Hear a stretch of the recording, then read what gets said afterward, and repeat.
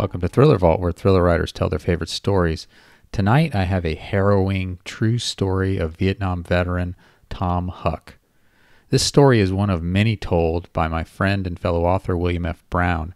He's collected hundreds of first-hand accounts of Vietnam veterans and published them in a 5-book series entitled Our Vietnam Wars. Here is Tom Huck's War. I'm from Franklinville, New Jersey. It's south of Philly on the way to Cape May, about 10 miles north of the town where I live now. When I graduated from high school in 1964, I spent a couple of years working for a company that built municipal water treatment plants. I didn't know much about the technical end and performed various tasks in the lab and the warehouse. 2 years later, the draft was breathing down my neck, so I enlisted in the Navy.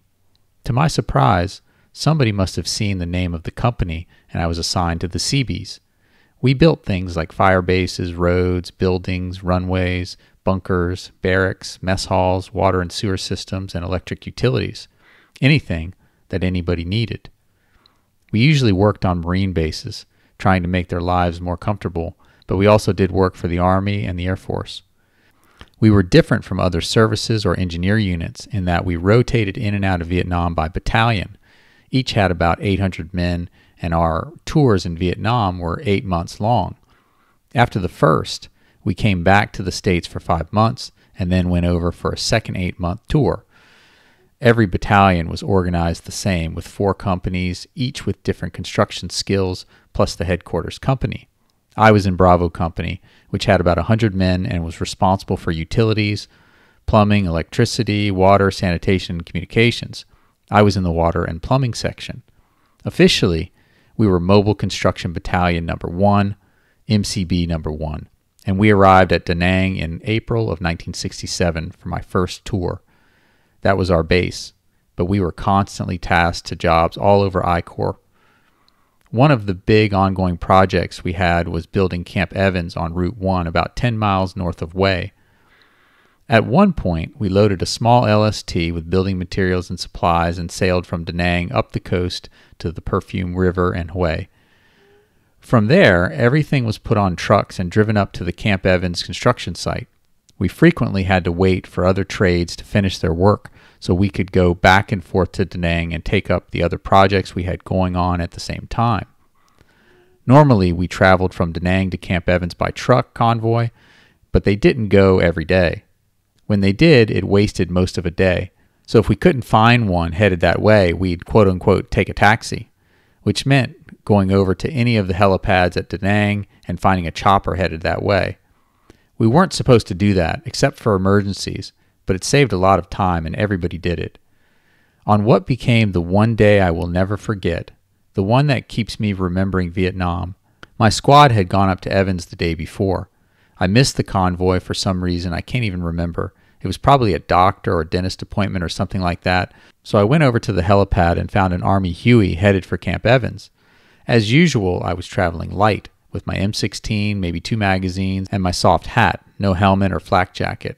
After all, we were Seabees, construction guys, not the infantry, and I took it for granted it would be a quick trip north. Inside the Huey, there was a pilot, co-pilot, and a crew chief, who doubled as a machine gunner on the door-mounted M60. They wore flight helmets and could talk to each other, but as a passenger, I didn't have one. We were halfway up to Camp Evans when I could tell something was going on. The crew chief leaned over and yelled in my ear that they had received an emergency request and were diverting. A Marine unit was in trouble, about to be overrun, and they needed help. It was an all-available aircraft call, and we were to respond and pick up the wounded ASAP. We dropped down to treetop level and were the first aircraft to arrive. It was easy to see that the Marines were pinned down in a clearing. Artillery rounds were exploding in the jungle beyond, but they suddenly stopped firing as we came in. As we descended into the clearing to pick up their wounded, our crew chief opened up on the tree line, spraying it with his M60, firing over the heads of the Marines lying in the clearing. That was when all hell broke loose, and we began taking intense small arms fire. Eventually, the crew chief had to stop firing and change the barrel of his M60 because it had become red hot, which could cause a malfunction. He grabbed a spare and asked me to help him change the barrel. The helicopter now became the NVA's prime target, and no sooner did we have the barrel changed than they came rushing at us from the trees, a long line of them in their beige uniforms and pith helmets, carrying rifles and AK-47s. The crew chief opened up again and provided covering fire for the corpsmen and Marines as they carried a half-dozen badly wounded men over to the door of the Huey. While the crew chief fired the M60 at the advancing line of NVA, I helped the corpsmen pull the bloody and badly wounded Marines inside and lay them on the floor at our feet. Just as we got the last one in, the crew chief was hit by a large caliber bullet in his flight helmet. The helicopter was filled with a red mist. He flew backward and was dead in an instant. That was when I heard a strange staccato of noises, ping, thwack, ping, ping. With the M60 now quiet, the Huey was being riddled with even more small arms fire, dozens of rounds, and I knew that every thwack and ping was the sound of a round going through the Huey's thin skin. This was accented by the rays of sunlight that came streaming through each hole. Beautiful, but terrifying. I quickly stepped over the wounded Marines and the dead crew chief, took his position behind the M60, and began to fire on the line of NVA. I was somewhat familiar with the machine gun, but my body was tense with fear. I was standing in an open doorway firing the automatic weapon at them, and I had now become their main target. I had no flak jacket on, and there was nothing between me and the NVA except my shirt. At any second, I expected their bullets to tear into me too. I was fighting like hell, squeezing the trigger on full automatic and expecting to die any second. The NVA were now only 150 to 200 feet away.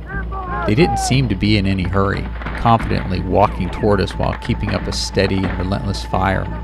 After all, why should they hurry now? I don't have any idea how many there were, but it looked like a whole army to me, and there wasn't much left to stop them except my M60 and the Marine riflemen lying on the ground in front of me. The pilot turned in his seat and yelled back to me to hold on because we were taking off. Over my shoulder, I was aware that a burst of automatic rifle fire shattered the Huey's plexiglass windscreen, but I was focused on the NVA coming at us, convinced that the rounds chewing up the Huey would hit me next, and that would be it. That was when a second burst of bullets hit the windscreen and realized we still had not taken off. The wounded Marines lying at my feet were beginning to take hits too, and I knew something was seriously wrong. I leaned over, looked into the cockpit, and saw the pilot slumped over in his harness. He had a bad chest wound and his eyes were glazing over. The co-pilot had also been shot, and one look told me he was dead. I grabbed the first aid kit, found a large compressed bandage, slapped it on the pilot's chest, and applied pressure. That allowed him to breathe and restored his blood pressure. He suddenly came out of it, leaned forward, and revved the engine. The helicopter's blades began to turn faster and faster, so I went back to the M60 and opened up on the NVA again. I kept firing until the machine gun got too hot, seized up, and stopped working again. As I prepared for the end, I tried to clear the M60 as the sound of the engine grew louder. It sputtered and smoked and we bounced a few times, but the heavily loaded Huey finally rose off the ground. Whatever, I figured crashing in flames was better than sitting there like a duck on a pond. But as we rose higher, rounds began to come up through the floor, hitting some of the wounded before going out through the top. This was sheer agony. I wanted to help them, but I saw the pilot begin to pass out again. I quickly reached over and applied more pressure to his wound. He revived again, but every time I turned and wanted to help the others in back, he started to fade, so I had to stay with him and keep him awake with pressure on his wound. We had barely cleared the trees at the end of the clearing and banked toward the coast when helicopter gunships came in and raked the advancing NVA, driving them back from the Marines on the ground. They were followed by jets, which dropped napalm on the NVA positions further back in the jungle beyond the Marines. I can't believe to this day that we made it out of there. The Huey shook badly, and smoke filled the cabin, but somehow it was flying. It couldn't have taken us more than a couple of minutes, but it seemed like hours before the pilot got us to a fire base nearby that had a medical unit. He managed to land the Huey on the white circle and red cross that marked their helicopter pad, but he had come in too fast, too low, and too hard, and we bounced and skidded across the concrete until it came to a halt near the sandbagged revetment of a mortar pit. The Huey was quickly surrounded by medics and stretcher bearers who unloaded the wounded Marines and the flight crew and began working on them right there. Both the co-pilot and the crew chief were dead, but the pilot was still alive. 2 medics grabbed me and tried to lay me on a stretcher with the others until I told them I was okay.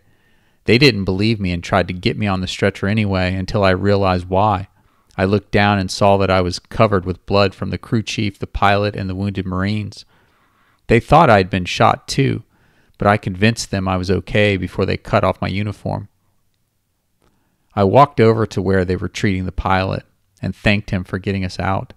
He said he was from Georgia, but I didn't get his name. They rushed him off and I never saw him again, nor do I know if he or the Marines inside the Huey made it. I'm the only one on that chopper who hadn't been killed or wounded. I'd never seen so much carnage, nor have I ever been so scared. I stood there and watched the medics until they were all gone. Then I walked over to the wall of that mortar pit and slumped down with my back against the sandbags, shaking and sobbing for hours. That night, I went inside with the sandbags all around me and tried to sleep, but I couldn't. The next morning, I caught a ride on a truck up to Camp Evans. The blood all over my uniform had dried and looked like the usual reddish dirt and mud we worked in, so no one even noticed. I went to see our chief and told him the whole story. I asked him if I should report it or tell someone, but he reminded me that I wasn't supposed to be on that Huey to begin with, and it might be best to just let it go. He suggested I go back to Da Nang and take a few days off, but I didn't want to fly again or to take a convoy, so I stayed at Camp Evans, did my job, and tried to put it out of my mind. That was during my first tour. Then we went home for 5 months. My mother-in-law threw me a big welcome home party, but I didn't feel much like a party. She came over and asked what was wrong. Wasn't I happy to be home? Yes, I told her.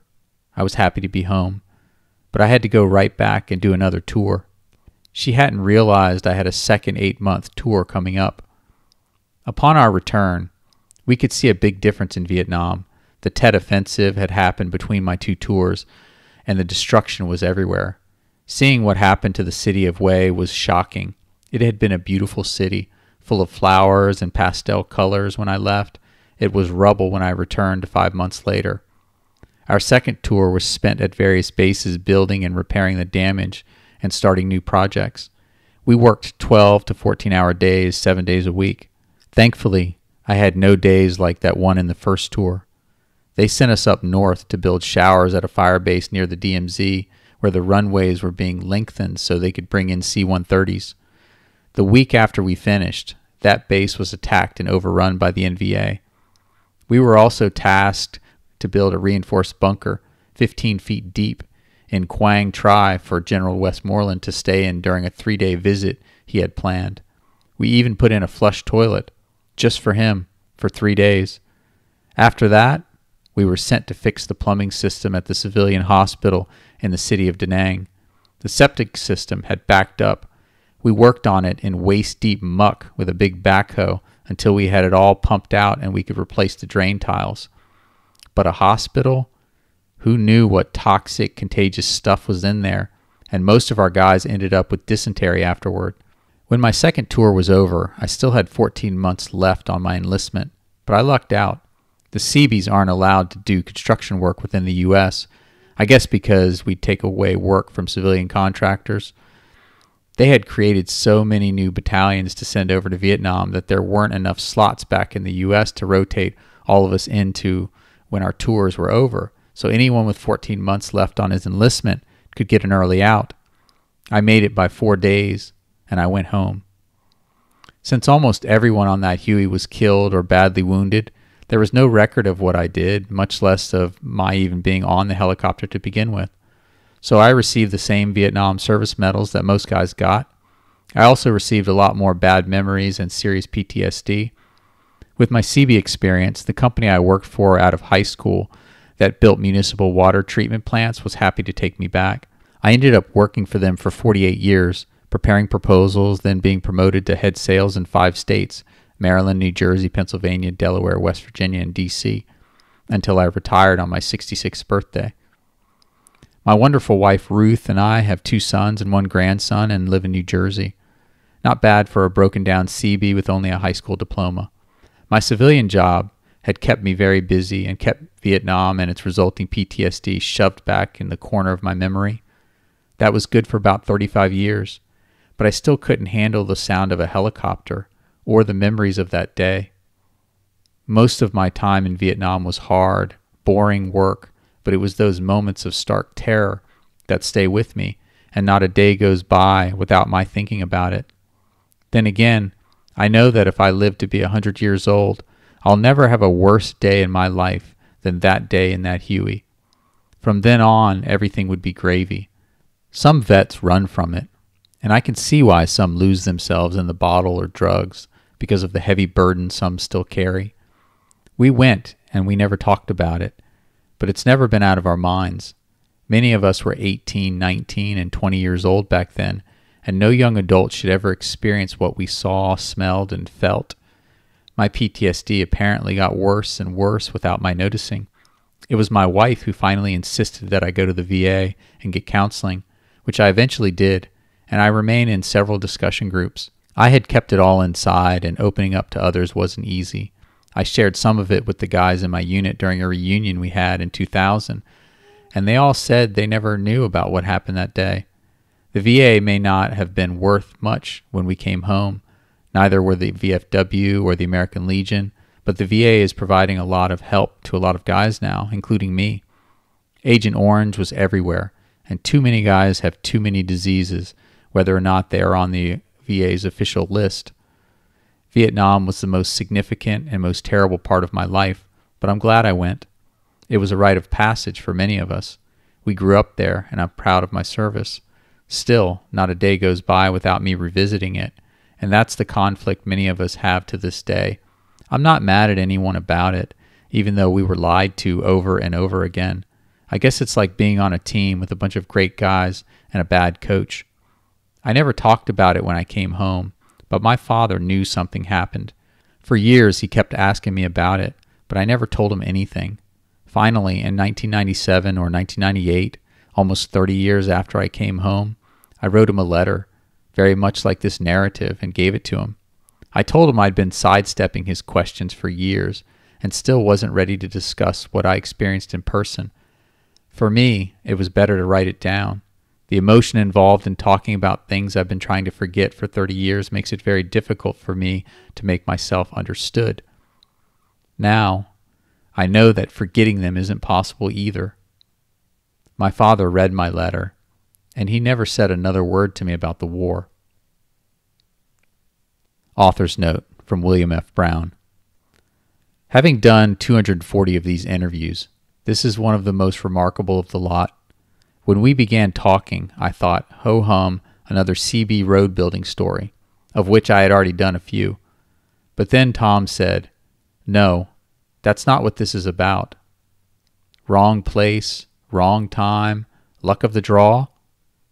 Whichever, a half-dozen Marines and a pilot were alive because he caught the wrong taxi that morning, and he should have received a Navy Cross or a Silver Star for what happened that day. Except no one knew. Except his father, now me, and you. In recent conversations with Tom, he informed me that he has now developed a rare and serious cancer, no doubt from Agent Orange exposure. Unfortunately, it was one of the 14 diseases the VA has determined to be Agent Orange presumptive for VA coverage, although it is possibly covered under the new PACT Act. Let's hope so. Thank you for watching Thriller Vault. You can find William F. Brown and Our Vietnam Wars on Amazon.